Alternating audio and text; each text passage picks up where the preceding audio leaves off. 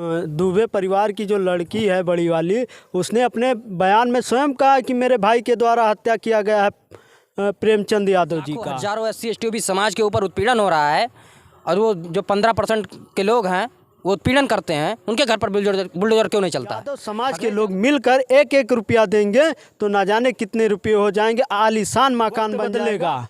आप बुलडोजर से घर गिराएंगे, जब समय बदलेगा तो आपके घर में JCB से गड्ढे खुदवा दिए जाएंगे।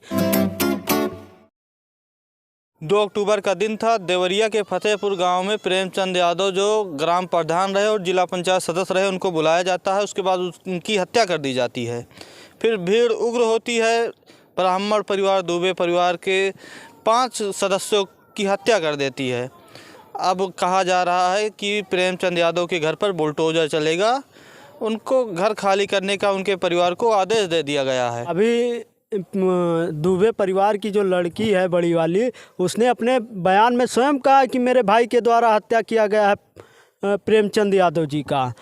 तो जो हत्यारा देवेश दुबे है, उसको क्यों नहीं गिरफ्तार की अभी तक पुलिस ने? प्रेमचंद यादव की बिटिया देवेश दुबे पर आरोप लगा रही है कि उसने ही मेरे पिताजी को मारा। पुलिस उनके ऊपर कार्रवाई नहीं कर रही है और एक खास समुदाय का वो पोस्टर बॉय बना हुआ है। बिल्कुल सही कह रही है, क्योंकि इसमें योगी आदित्यनाथ जी जातीय समीकरण खेलने के लिए यादव और ब्राह्मण कराना चाहते हैं और उससे हमको ब्राह्मण वोट मिल सके, इसलिए प्रेमचंद यादव का घर गिराने की पूरी प्रयास कर रहे हैं। और इसके लिए उन्होंने पैमाइश के लिए भी राजस्व विभाग को प्रेमचंद यादव के गांव भेजकर उनके घर पर निशानदेही करवा दिए हैं। अगर आज आप बुलडोजर से अगर प्रेमचंद यादव का घर गिराएंगे तो वक्त बदलेगा, समय नहीं है, वक्त बदलेगा। आप बुलडोजर से घर गिराएंगे, जब समय बदलेगा तो आपके घर में JCB से गड्ढे खुदवा दिए जाएंगे। आप रोक नहीं पाएंगे उस पर। किसी के परिवार में दुख पड़ा हो और उसका घर गिराया जाए, ये कहाँ का न्याय है? ये न्याय है? ये योगी आदित्यनाथ, शर्म करो, तुम्हें शर्म आनी चाहिए तुम्हारी ओछी मानसिकता को। जो हिंदू संगठन बनकर के केवल एक ब्राह्मण समाज के लोगों, ब्राह्मण समाज के घर पे जाते हैं। सबसे बड़ा सवाल ये है, यादव हिंदू है कि नहीं है? क्योंकि बड़े बड़े हिंदुओं के संगठन दुबे परिवार से मिले, यादव परिवार से मिलने नहीं गए। देखो, मेरी मानवता में मेरे पिताजी, मेरे दादाजी हिंदू अपने आप को मानते थे।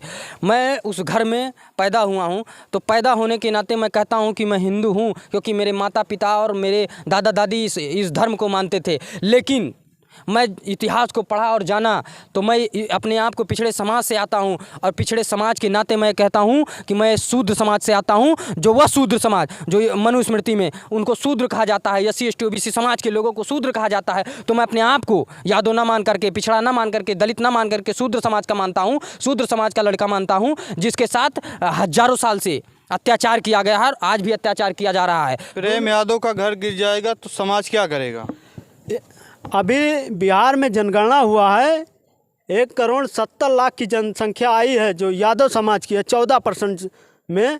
उस हिसाब से अगर यूपी की जनगणना देखा जाए, कम से कम 20% जनसंख्या होगी, जिनमें कम से कम 3,40,00,000 के करीब जनसंख्या आएगा। अगर यादव समाज के लोग मिलकर एक एक रुपया देंगे तो ना जाने कितने रुपये हो जाएंगे, आलीशान मकान बन जाएगा। इनकी जातिवादी जो व्यवस्था है, इसमें यादव समाज ही नहीं बल्कि पूरे बैकवर्ड दलित सब एकजुट होकर ये सहयोग करेंगे। प्रेमचंद यादव के मकान पर बुलडोजर चलाने की बात हो रही है।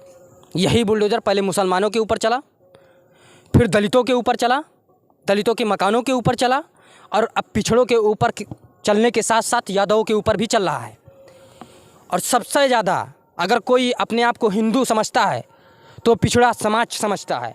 मैं उस समाज से कहना चाहता हूँ, गुजारिश करना चाहता हूँ कि अपने पूर्वजों को जानिए, जिनकी वजह से आपको लिखने, पढ़ने, बैठने और मंदिर जाने और इस देश में रहने का अधिकार मिला है, किसी भी धर्म को मानने का अधिकार मिला है।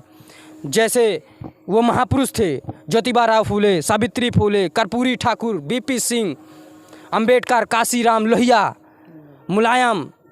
आपको पढ़ने की ज़रूरत है, इन सब को पढ़िए।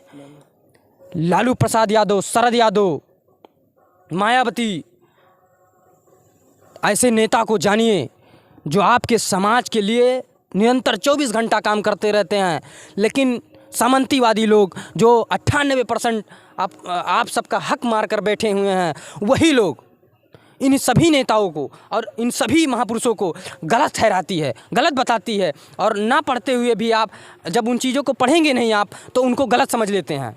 देखिए, प्रेम यादव के घर पर अगर बुलडोज़र चलेगा तो पहले उन लोगों के ऊपर चलना चाहिए जिन्होंने 3 हत्याएं की है आपके कौशाम्बी में। पासी बिरादरी के लोगों की हत्या की थी, ज़मीन का ही मामला था। उसके बाद लोटा छूने पे अमेठी में गुप्ता परिवार को मारा गया, उनके ऊपर चलना चाहिए। और आपके बस्ती में एक निषाद परिवार की महिला के साथ बलात्कार किया जाता है, उनके घर पे चलना चाहिए। और ऐसे तमाम हैं पूरे प्रदेश में, प्रतिदिन हो रही हैं घटनाओं का, उन लोगों के ऊपर चलना चाहिए। ये इनके स्वजातीय होने के वजह से इनके ऊपर बुलडोज़र नहीं चल रहा है। ये बैकवर्ड और दलित के घरों पर बुलडोज़र चलाने का काम कर रहे हैं। मेन हत्यारे माननीय योगी आदित्यनाथ के द्वारा बढ़ावा दिया जाता है उनके स्वजातीय लोगों की हत्यारे और पैदा हों, ताकि दहशत और माहौल बना रहे और हम सत्ता पे काबिज रहें। लाखों हजारों SC ST OBC समाज के ऊपर उत्पीड़न हो रहा है, और वो जो 15% के लोग हैं वो उत्पीड़न करते हैं, उनके घर पर बुलडोज़र क्यों नहीं चलता है? अखिलेश यादव टक्कू है, गोसाईगंज का रहने वाला है, इसी अयोध्या में किस समाज के लोग मारे गए हैं? राजपूत समाज के। क्यों नहीं चला बुलडोज़र? ये अभी जो गोंडा का बलात्कारी है उसके ऊपर क्यों नहीं चला बुलडोज़र? आप बात करते हो किसानों के ऊपर थार चढ़ाने वाला, उसके ऊपर बुलडोज़र, उसके घर पे बुलडोज़र क्यों नहीं चला? कुलदीप सिंह सेंगर के ऊपर बुलडोज़र क्यों नहीं चला? चिन्मयानंद के ऊपर बुलडोज़र क्यों नहीं चला? और मैं कह रहा हूँ, इस देश में आप सर्वे कराइए, किसके नाम पर ज़मीन है, कब्जा कौन किया है, जांच करवाइए। किसके नाम पर ज़मीन है, कब्जा कौन किया है, घर किसका बना है उस ज़मीन पर, जांच करवाइए। सरकारी ज़मीनों पर कब्जा किसका है, जांच करवाइए। और जांच करवाइए कि EWS से कितने गरीब नौकरी पा रहे हैं, जांच करवाइए। जो लाखों करोड़ों विद्यालय बने हैं, किन समाज के लोगों को बने हैं और किसकी ज़मीनों पर बने हैं। जिस दिन जांच करके आंकड़ा दे देंगे, शर्म से डूब के मर जाएंगे आप, और दोबारा उंगली उठाने की कुलबत नहीं होगी आप में। तो इस बात को जानने की ज़रूरत है, और वो स्वयं जानते हैं कि कौन सा समाज सबसे ज़्यादा ज़मीन कब्जा किया हुआ है, कौन सा समाज सबसे ज़्यादा उत्पीड़न करता है। वो तो बोलते हैं समाजवादी पार्टी वाले सबसे ज़्यादा भूमाफिया हैं, ज़मीन गरीबों की कब्जा किए हुए हैं। मैं कह रहा हूँ आप सर्वे कर लीजिए ना। इसी गोंडा में हज़ारों एकड़ ज़मीनें कब्जा हुई हैं SC ST OBC समाज के लोगों पे। और जो यादव के बहुत बड़ा नेता बनते हैं ना, वो भी मैं बता दे रहा हूँ कि ब्रजभूषण शरद सिंह कई लोगों की उनके समर्थक और वो स्वयं कई लोगों की ज़मीनें कब्जा किए हैं। मैं साक्ष्य रूप से बता दूंगा और उस व्यक्ति को मिलवा दूंगा आपसे।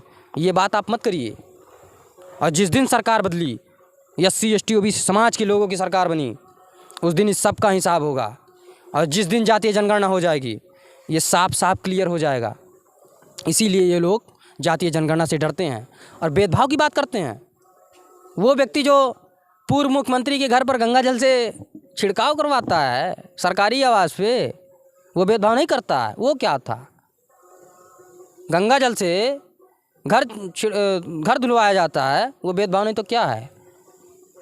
और जो अपने आप को पिछड़ा नेता बताता है, मोदी वो टाइटल है उसका, वो जाति है, उस जाति को ब्लेम करता है। तो मेरे समाज के लोगों, अभी भी समय है, सजग जाओ, संभल जाओ, वरना मारे जाओगे।